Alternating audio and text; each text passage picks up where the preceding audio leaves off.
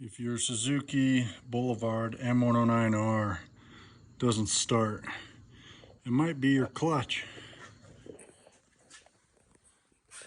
There's this little stupid plunger thing right under here. And if you have an aftermarket clutch, see the chrome piece right here? If it's not long enough, if you get a little shorty, a little angry Irish inch like me, and it doesn't go down far enough, see this little black plunger thing?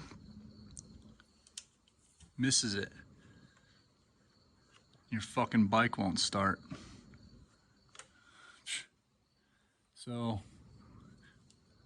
either buy a new switch, a longer shaft for your clutch, maybe throw a zip tie on this sumbitch.